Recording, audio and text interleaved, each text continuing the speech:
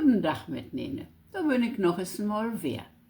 Ik wil u vandaag nog eens meer een Grimmsch Märchen voorlezen, wat ik in Zandblatt, Westmünsterländisch Zandblatt, übersat heb.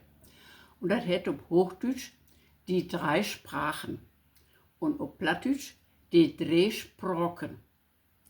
In unser Nachbarland, die Schweiz, leefde für lange Zeit ne Graf. Die hatte einen Sohn, weil nicht besonders helle in Kopf was. Den Vater sagt darum zu ihm: Mein Sohn, ich gif mir so voll Mühe mit die, aber et is mir nicht möglich, die wat Gescheits biete bringen. Etwas beter, wann du die is woanders den Wind de Nöse blasen lädst. Ich will die an een Mester wieder reken, weil die vielleicht doch noch wat bibringen kann. Den jungen Mann wurde in eine fremde Stadt schickt, wo er bin dürftigen Mester ein ganzes Jahr lang blieb.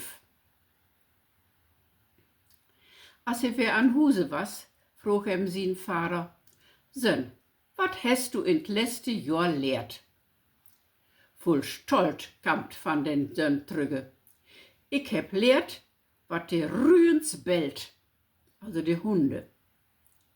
Die Vater voll Bolle van Stohl, als sie dat hörte und riep: Gottes Willen, ist dat einzige, wat du lehrt hast?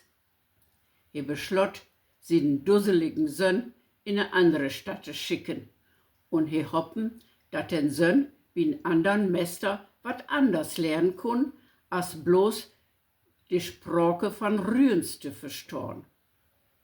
Also wurde den jungen Kerl in eine andere Stadt gebracht, wo er wer ein ganzes Jahr lang blieb.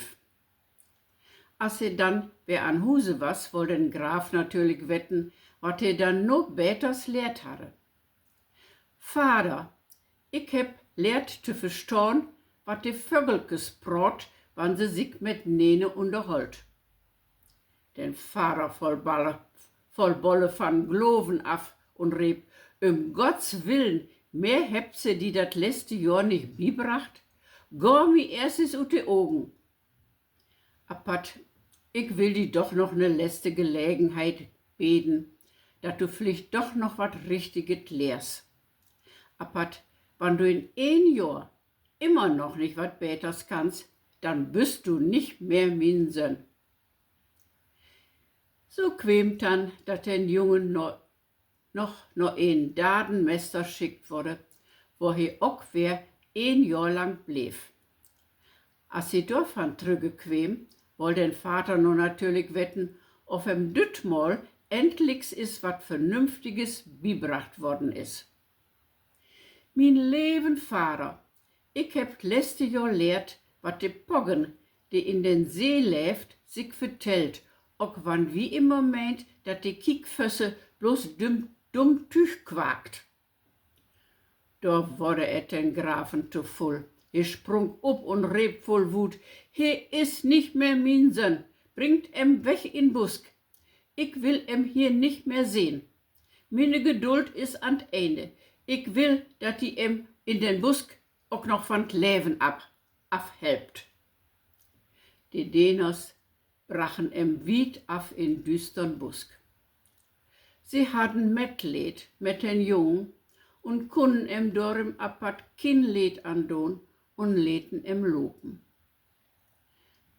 Wat den Graf van de Deners noch fordern, wat sie mit den Jungen machen sollen, dat war so gruselig, dat ich dat hier nicht vertellen will. So ging also den Jungen alleine los und quem noch einige Tit an Schlott, wo er frug, ob er dort wall Nachtlager kriegen kun. Dat willigen den Burg her to, aber dat hatte ne Haken.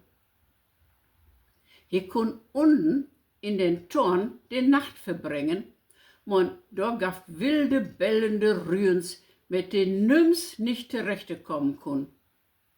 Besnutto hatte noch nicht die Nacht mit den Diers überstanden. Und et was auch so, dat die Rüens af und to wat Menschliche zu fräten kriegen wollen. Dat was den Grund für grote Truhe und Elend in de ganze Umgebung. Aber die Lö wussten nicht, wo sie dat ute Wege setzen können. Den Jungen hatte keine Angst für die bellenden Undiers und er lädt sich in den Torn bringen. Er woll bloß irgendwas te fräten für die Rühens, wat er verschmieden konnt mitkriegen. Apat, o Wunder, die Rühens wedelten mit ihre Städtkes, gingen freundlich mit ihm und fragen ob dat, wat er mitbracht hatte. Die Verwunderung was groß, als er an andern Morgen unversehrt wer an Tageslicht käm. Doch vertellen he, dat die Rühens verraten hadden, warum sie so wild bünd. Sie wassen verhext und sollen groten Schatz höden, die undern in den Torn leg. Sie quämen auch nicht eher zur Ruhe, als best die funden was. Wo dat dann an beste gebühren soll, hadden sie ihm auch verraten, wegen atte ja ihre Sprache verstehen kun. Alle Lö freuen sich und den Burgherr woll bevorz adoptieren, wann he dat zustande krieg. Also stieg den Jungen runter in den Torn und brach ne grote Truhe mit Gold no Bobben. Von den Dach an wassen die Rühens verschwunden und man hef se nicht wiedersehne. Aber den jungen Mann trocket in die Welt und he meg sich ob den Pad nach Rom. Unterwegs quem he an een See vorbei, wo ne groten Tropf von Poggen satt, die recht trurig der Nähne quakten. Als he verstön, wat se quakten, wurde he ganz auch bedröft und meg sich wieder ob den Weg nach Rom. Da hören he, dat gerade den Papst storben was und die Kardinäle nicht wussen, weil sie dann nur wählen sollen. Sie beschlossen, dat de den neuen Papst oder Papst werden soll, wie denne sich ein göttliches Wunderteken wes. Als dat no fast lecht was, käm den jungen Mann gerade in den Petersdom. Als sich zwei schneewitte Düfkes ob seine Schultern setten, sogen die Kardinäle dort drin dat Gottsteken und drogen ihm dat hohe Amt an.